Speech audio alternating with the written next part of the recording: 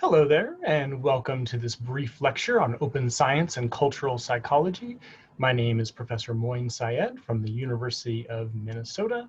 I have a handy mnemonic that you can use so you know how to pronounce my name. Moin is like coin with an M, and Syed like psychology educator, Syed. So I'm an associate professor of psychology at Minnesota. My background is as a developmental and cultural psychologist, which means that I try to understand how individuals develop within a cultural context. My particular focus is on how adolescents through and young adults develop a sense of identity and personality. So figuring out who they are, how they fit into the world, how they relate to other people, and so on. However, I've always also had a long-standing interest in research methodology, trying to understand how we obtain the knowledge that we think we know. How do we know what it is we think we know? So the general process in research is for researchers like myself to conduct some studies and then write them up as a report and submit them for publication, where they're reviewed by an editor and a handful of peer reviewers. Ultimately, that research then gets published as a journal article in a scholarly journal. That is where the vast majority of scientific knowledge and information is located. Now, historically, especially as a student, but even many years after, I was sort of the general assumption that if I saw something in the published literature, that it must be true. So especially reading a textbook or reading journal articles, I would think, okay, if this finding is being reported as some background information, some scientific information, that it's likely to be true unless I see some signs that maybe it's not.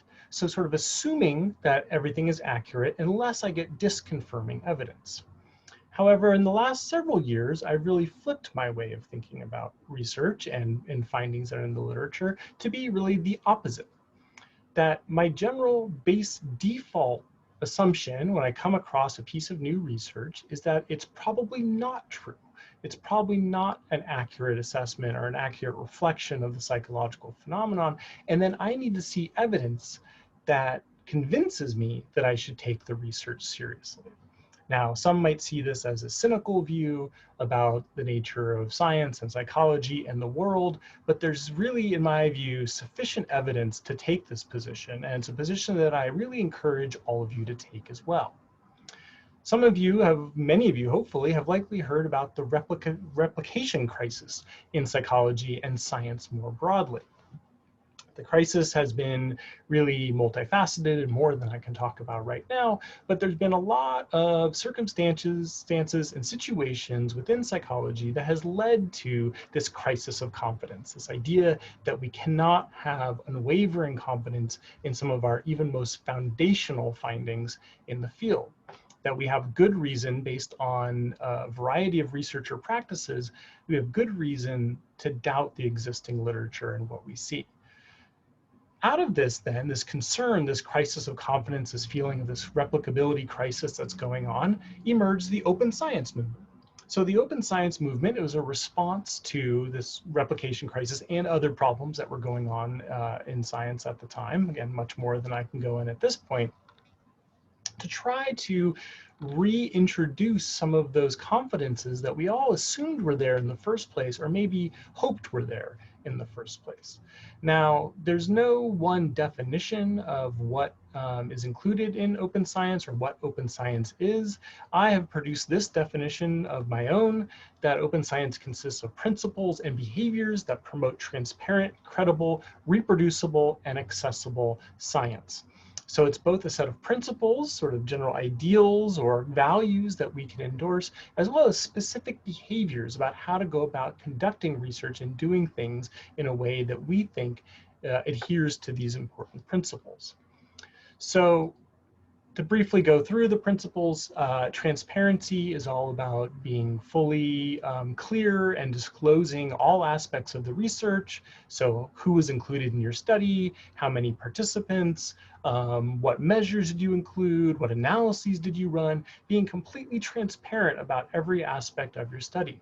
Now, this should seem like an obvious component, something that everybody should do, but we know very clearly that this is not the norm. This is not common, that many researchers are quite non-transparent with what they report in their findings. And this is one of the reasons why we should be skeptical of the published literature.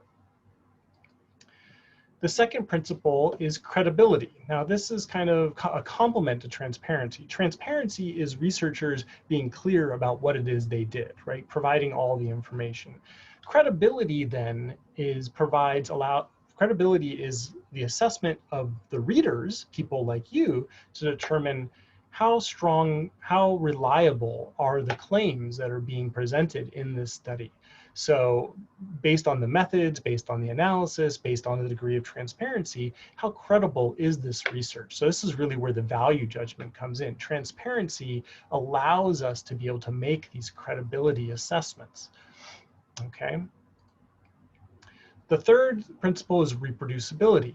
If I conduct a study and do some analysis, then, provide all my materials to you, someone who has some, at least a minimal background in the substantive topic and methodological approach, you should be able to reproduce the same results that I got, right? But that requires me providing my data to you, providing my materials to you for the study, providing all my analysis scripts, all the materials I used to produce that finding in the first place. We know from many studies in many years that that simply is not the norm, that data are not made widely available, that many don't even keep a record of how they conducted the analysis or potentially how they conducted the study. So it'd be virtually impossible for another person to reproduce the study, even if I were to provide them with the materials. And we think this should really be a cornerstone of the scientific approach, is that you ensure reproducibility. And finally is the principle of accessibility, that science should not be hidden behind paywalls or only accessible to those with means, but rather that the research that we're doing should really be accessible to all, across institutions and across nations, and to whoever needs to be able to access that work should be able to access that work. And that currently is not the case. If you don't have an institutional or personal subscription to a scientific journal, then it can be very, very difficult for you to be able to access the published work. And really that goes against the ideals of science, open science, but science in general, that it should be available to all. Okay, so that was very fast. It was intended to be. How is all this open science, these principles, relevant for cultural psychology? Why should cultural psychologists care about this? So there's a lot to be said about this, and I've written a whole paper about this that some of you have already read. And so you already know some of the details, but I want to say explicitly why each of these principles I think are relevant for cultural psychologists. First, when we talk about transparency, just stating who is included in the research. You would be amazed, perhaps some of you already know this, those who don't would be amazed at what scant details are included in published studies about who is even included. Just basic information like gender, race, ethnicity, age, social class, things of that nature are often not even reported. So just talking about the demographics, so not even getting into how was the study conducted and what measures were included, but just basic demographic transparency of who was your sample, who was included in this study is really critical, and yet very seldom included in many research reports. For credibility, again, credibility and transparency are very closely related. The question of how well can the findings generalize? So in the published report, was the study based on a small sample of University of Minnesota psychology students, and then the authors extrapolate from there and generalize and say that whatever they observed was generalizable to all of humanity? If so, that's not a very credible generalization. And we know from, again, this for decades of research that has documented this, that ethnic minorities in the US have been greatly underrepresented in psychological research. And then when taking a national or an international global view, that the US and Western Europe is greatly overrepresented in psychological research. So the knowledge that we have and what information we have and what we think we know about psychology is based on really a small slice of humanity. Yet in the original studies, rarely is that fact recognized. Rarely is it considered that the research is being conducted with a non-representative sample, and thus we might not be able to generalize our findings to others. So this is an aspect of credibility. Third is reproducibility. Now this is kind of a different component here. Well, as I just mentioned, research, we'll just talk the US context for the moment. Research in the US, there is overwhelmingly based on white populations with ethnic and racial minorities underrepresented. And this creates a challenge for conducting research because it can be difficult for researchers who have interests in conducting research with ethnic racial minority populations to be able to access the samples because their supervisors or their research labs don't have that interest, their collaborators don't have that interest, they don't have money to be able to recruit the populations that they want.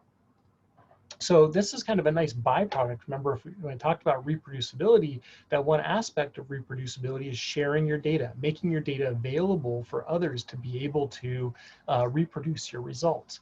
But another aspect of data sharing is that other people, other researchers who maybe have similar interests could analyze the same data but for a different purpose. So they might be able to combine it with some other data sets. They might be able to look at some variables that the original researchers didn't look at. They might be able to, even looking within the same general research topic, they might be able to ask slightly different research questions of those data or analyze the data in different ways.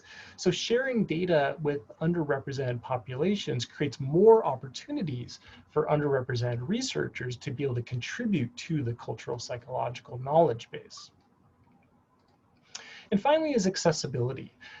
This is really important. There's, as I already mentioned, there's disparate access to information both within the US and around the world. At the University of Minnesota, where I work, we probably have the widest access to a scientific library of any institution in the world. Pretty much anything that I want, I can get. Any research article, any book is pretty much at my fingertips. That is not the case for the vast majority of institutions in the US and certainly not around the world. And so when we think about trying to enhance diversity in the field and have more cultural psychological perspectives available, if you have limited access to the existing knowledge base, that really compromises your ability to be able to conduct a study and sort of situate your work within the broader literature and even just know what's going on. So accessibility really plays a role not only in just being able to sort of get the research, the tangible component of being able to secure the research reports, but it has a scientific component of being able to, the degree to which it can inform the work that you're seeking to do.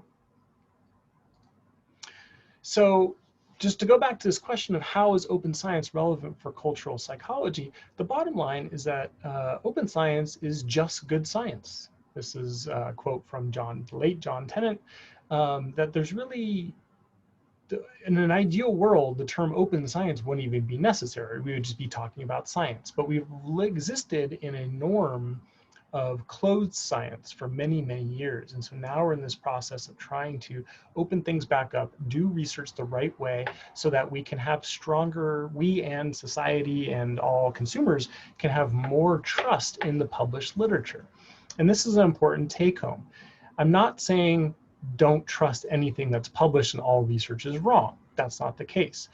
Rather, you need to start with a skeptical eye. You approach any research that you see and you think, okay, are there reasons for why I should doubt this finding? Scientific reasons for why I should be skeptical of these results. And you look for these markers of what does it mean to have a solid, reliable result that I can trust.